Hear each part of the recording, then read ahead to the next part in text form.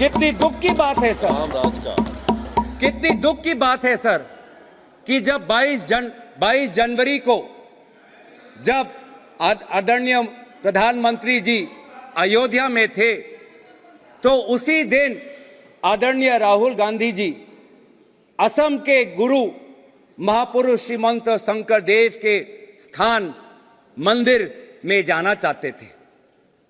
महापुरुष श्रीमंत शंकर देव के प्रति अपनी भक्ति जताना चाहते थे।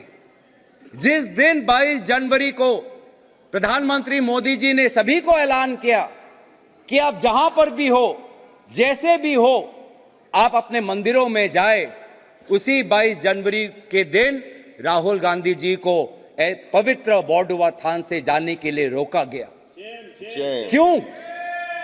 क्यों रोका गया? अगर असम के मुख्यमंत्री की अगर बात हम सुने तो असम के मुख्यमंत्री ने प्रेस के सामने मीडिया को संबोधित करते हुए 22 जनवरी से कुछ दिन पहले इन्होंने यही कहा। मैं उनके शब्द मैं कहना चाहूंगा कि देखिए 22 जनवरी को राहुल गांधी जी ने ये इच्छा प्रकट की कि वो सुबह बॉर्डुआ थान जाना चाहते हैं, लेकिन जिस समय वो जाना चाहते हैं प्रधानमंत्री मोदी जी अयोध्या में प्राण प्रतिष्ठा के समारोह में उपस्थित होंगे। ये बात उचित नहीं है कि जिस समय टीवी के चैनल पे प्रधान मोदी का चित्र आए उसी समय राहुल गांधी जी का भी चित्र आए। ये बात गलत है। ये है आपकी धर्म के प्रति आस्था। ये मीडिया पे कहा है, ये आपको मैं ऑथेंटिकेट कर दूंगा। आपको तो मुझे पता है सर, आपका विश्वास, आपका आशीर्वाद मेरे साथ है। मैं हमेशा जब भी अपनी बात रखता हूं तो सच्चाई से रखता हूं, ईमानदारी से रखता हूं। मुझे अपने बात कहते हुए कोई संकोच नहीं, क्योंकि मैं भी सच जो कहता हूं वो सच्ची वाणी से कहता हूं। तो बस अंत में इसलिए मैं कहना चाहता हूं कि धर्म का सर्टिफिकेट क्या ये बांटेंगे? मंदिर में कौन जाएगा, कब जाएगा, क्या ये इनसे हमें अनुमति लेनी पड़ेगी?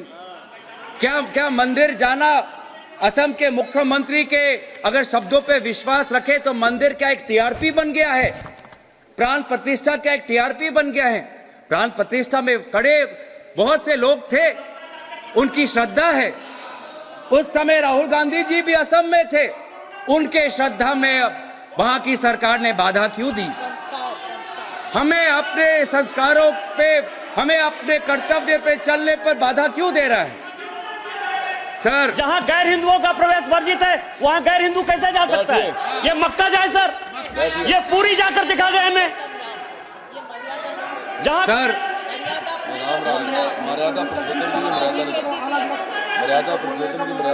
सर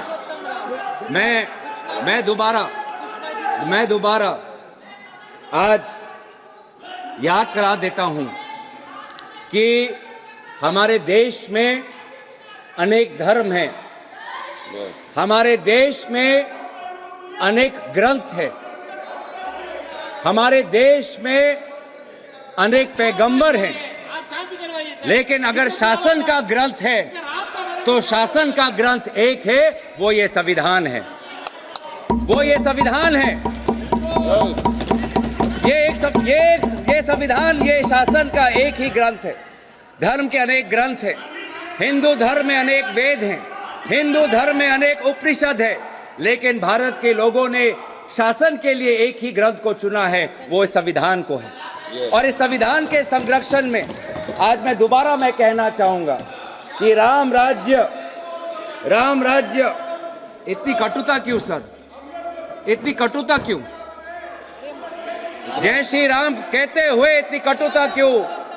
मर्यादा पुरुषोत्तम या राम को नमन करते हुए इनके वाणी में इतना हिंसा क्यों, इतना घृणा क्यों, इतनी घृणा क्यों है? आप राम भक्त हो ही नहीं सकते अगर आपके अंदर घृणा हो। आप राम भक्त हो ही नहीं सकते अगर आप नफरत फैलाते हो। आप राम भक्त हो ही नहीं सकते अगर आप दूसरे पे गोली चलाते हो। आप राम भक्त हो ही नहीं सकते जब आप दूसरे के धर्म के अनुष्ठान को अगर आप कलंकित करते हो। तो हमारे लिए तो ये ग्रंथ एक ही है। इस ग्रंथ में लिखा है, हम भारत के लोग भारत को एक संपूर्ण प्रभुत्व, संपन्न समाजवादी, पंथ निरपेक्ष, लोकतंत्रात्मक गणराज्य बनाने के लिए तथा उसके समस्त नागरिकों को सामाजिक, आर्थिक और राजनीतिक न्याय, विचार, अभिव्यक्ति, विश्वास, धर्म और उपासना की स्वतंत्रता। मैं दोबारा ये पढ़ना चाहूँगा क्योंकि कभी कभी आपके शब्दों से लगता है कि आप ये संविधान का डॉक्टर भीमराव अंबेडकर के मूल जो निर्देश थे वो ही भूल गए। मैं दोबारा पढ़ देता हूँ ताकि, क्योंकि आपके अंदर इतनी घृणा है, तो क्योंकि आप पहली बार जब मैंने ये पढ़ा तो ये शब्द आपके हृदय के अंदर नहीं गया होगा। मैं दोबारा आपके लिए पढ़ देता हूँ।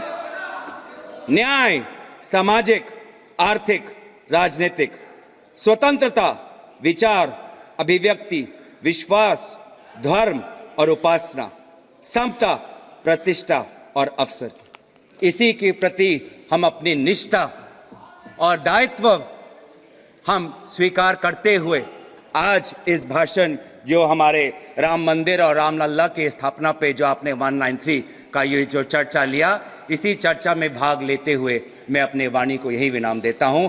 धन्यवाद। जय हिंद, जय संविधान।